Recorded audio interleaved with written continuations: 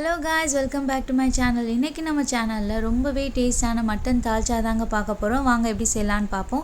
First அதுக்கு mutton சாப்ஸாக வாங்கியிருக்கேன். அது கூட கொஞ்சோண்டு இஞ்சி பூண்டும் மஞ்சத்தூளும் போட்டு வேக வச்சு ஒரு 5 விசில் விட்டு எடுத்துக்கோங்க. 200 கிராம் சாப்ஸுக்கு நான் 350 கிராம் துவரம்பருப்பு ஆட் பண்ணுறேன். இது கூட நம்ம 2 வெங்காயம் ஆட் பண்ணிக்கலாம், 4 தக்காளி, 2 பச்சை மிளகாய் ஆட் பண்ணிக்கலாம். கறி மசாலா பவுடர் ஒரு 2 ஸ்பூன் ஆட் பண்ணிக்கோங்க. இதை ஒரு 4 விசில் விட்டு எடுத்துக்கோங்க. எப்போவுமே இதில் காய்கறி போட்டு தான் செய்வோம். அன்றைக்கி காய்கறி எதுவும் போடலை. பூசணிக்காய், வாழைக்காய், கத்திரிக்காய் அந்த மாதிரிலாம் போட்டு செஞ்சோன்னா இன்னும் டேஸ்ட் செம்மையாக இருக்கும். அந்த மாதிரியும் போட்டு ட்ரை பண்ணி பாருங்கள். ஒரு 5 விசில் கழித்து நீங்கள் ஓப்பன் பண்ணிங்கன்னா அது இந்த கன்சிஸ்டன்சியில் இருக்கும். நம்ம இப்போ இதுக்கு தாளிப்பு கொடுத்துடலாம். எண்ணெய் ஊற்றிக்கோங்க. பட்டை, கிராம்பு, ஏலக்காய் போட்டு ஒரு பாதி வெங்காயத்தை சாப் பண்ணி ஆட் பண்ணிக்கோங்க. வெங்காயம் நல்லா பொன்னிறமாக வந்தவுடனே இது கூட கொஞ்சோண்டு மிளகாத்தூள் ஆட் பண்ணிக்கலாம்.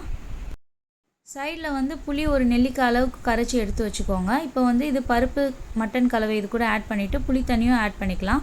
தேவையான அளவு உப்பு ஆட் பண்ணிக்கோங்க. கல் உப்பு ஆட் பண்ணுங்கள், டேஸ்ட் ரொம்பவே நல்லாயிருக்கும். அவ்வளோதான், ரொம்பவே டேஸ்டான தால்ச்சா ரெடி ஆகிடுச்சுங்க. இது நெய் சோறு, தேங்காய் சோறு அந்த மாதிரி செஞ்சு சாப்பிட்டோன்னா இதுக்கு செம்மையாக இருக்கும். நான் இன்றைக்கி நெய்ச்சோறு தான் செஞ்சுருந்தேன். தொட்டுக்க சிக்கன் கிரேவி தான் செஞ்சுருந்தேன். ரொம்பவே டேஸ்ட்டாக இருந்தது. நீங்களும் ட்ரை பண்ணி பாருங்கள். இந்த சிக்கன் கிரேவி ரெசிபிலாம் நம்ம சேனலில் ஏற்கனவே அப்லோட் பண்ணியிருக்கேன். ரெசிபீஸ்லாம் ட்ரை பண்ணி பார்த்து எப்படி இருந்துச்சுன்னு கமெண்ட் பண்ணுங்கள். நம்ம சேனலை மறக்காமல் சப்ஸ்கிரைப் பண்ணுங்கள்.